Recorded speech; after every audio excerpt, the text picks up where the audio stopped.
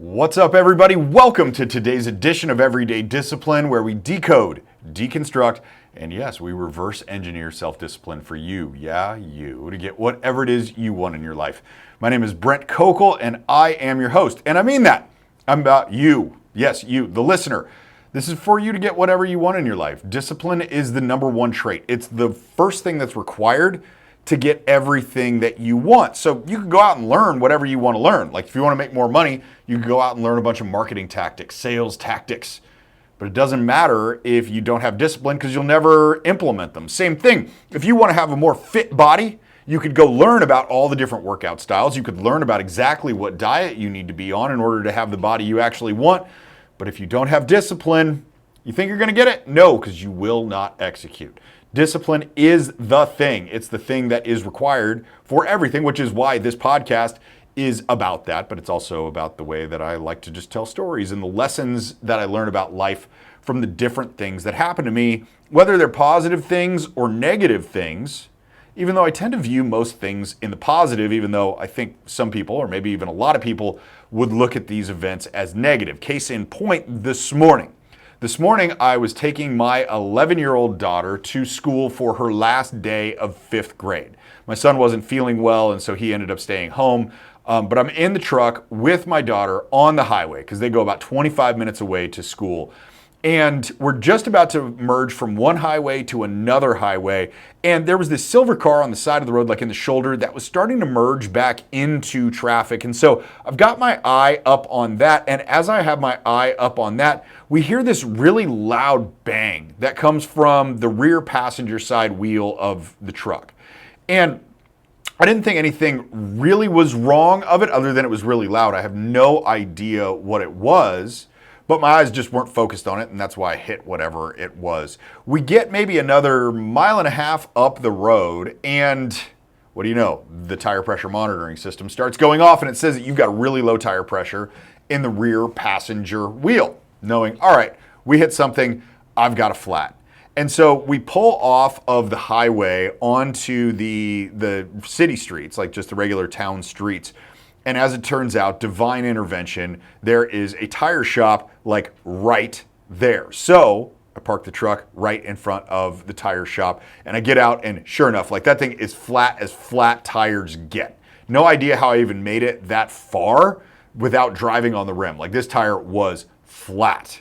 It was about 7:30 in the morning. Tire shop doesn't open until 8. So I'm sitting there going like, how are we going to make this happen? Because my daughter needs to be at school by 8. We've still got about 15 minutes to go to get to school. I could call my wife, but she has to get herself ready because she was still in her PJs. She has to grab my son who doesn't feel well. She has to make it to where we are, which is about 12 minutes away. And there's just no way we're going to get to school on time. And so what I decided to do is that I decide to call Uber. Like I hit the Uber button on my phone.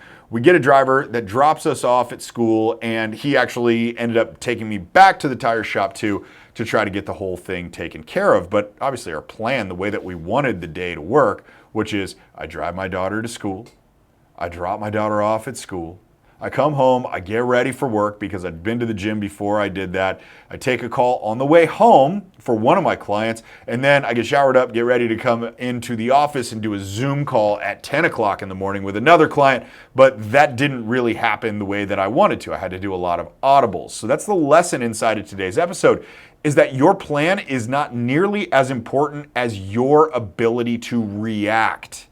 You must be able to react to the changes in your environment if you are ultimately going to be successful. So an example of this is that I told you guys I had one call that I had to get on with a client that I needed to take some notes on and needed to look up some notes on my computer. And then I had another call that was at 10 a.m. and all of these things weren't going to happen because I was at the tire shop until 9:45 a.m. this morning. So I had to get an assistant to send me the notes that I needed for the call from this person. Then what needed to happen was I also needed to figure out how I was going to deal with this Zoom call because one, I looked like shit because I'd been to the gym.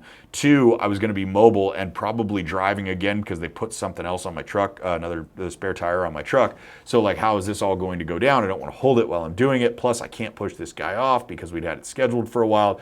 Like all these things happen, right?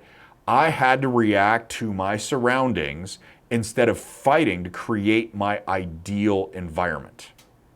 Like that's kind of a second lesson inside of this episode. The environment you're in is always whatever the environment needs to be in order for whatever needs to happen to happen. So many times we talk about this concept that the timing isn't right or the conditions aren't right. Something isn't working the way that we want it to work. And because of that, we tell ourselves we can't go. We tell ourselves we have to stop, or we have to turn back, or in some cases, not even start. But what if, I'm just going to have you consider this, what if that the environment that you're in is always ideal for whatever needs to happen for you?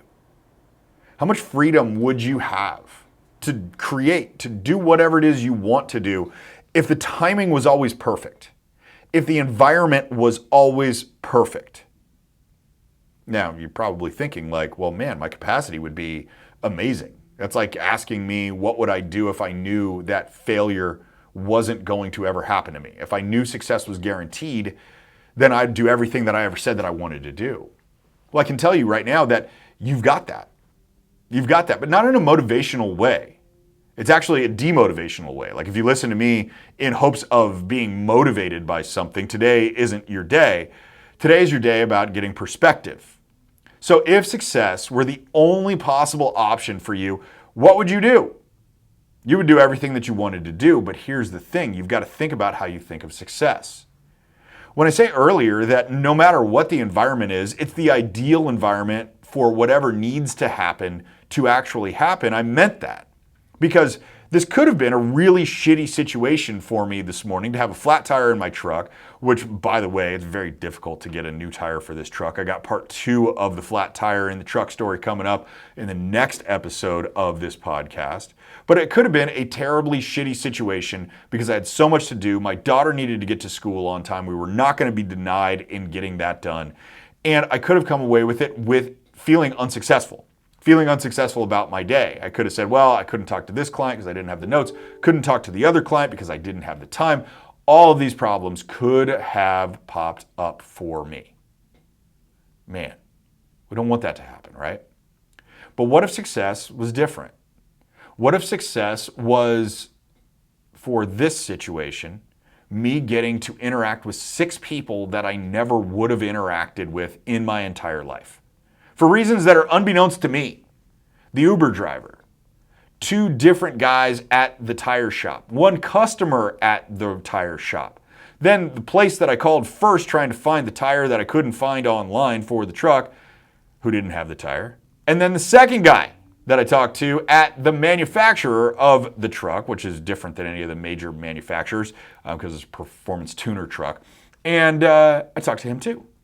What if success was just whatever impact that I had in my interactions with those people through the way that I was talking to them, even when I was disappointed about the things that I thought should be happening? That is the state of constant abundance. So you used to think that abundance was about how much money you had in your bank account and your feeling of being financially invincible.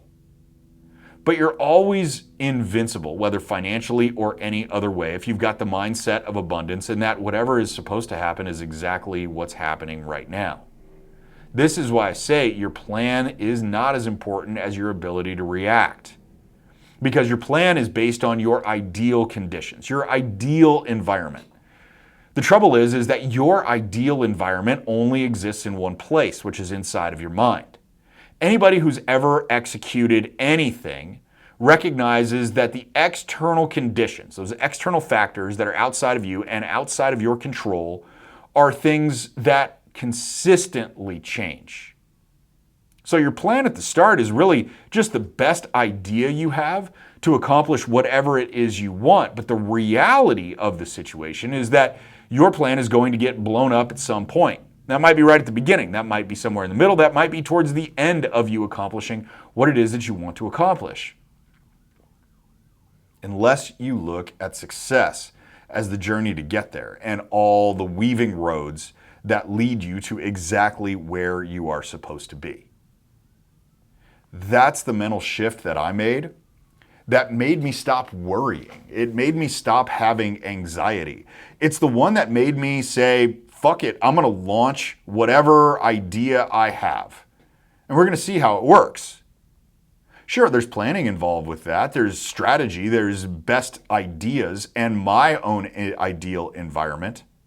But once I got away from the worry and the fear and the anxiety that something wouldn't work, I got to play a little bit harder, and I got to play a little bit differently with a different level of confidence, knowing that I'm going to get something out of this. I'm going to get some level of success, whether it's the level of success I think I need or it's the level of success that I actually need in that moment.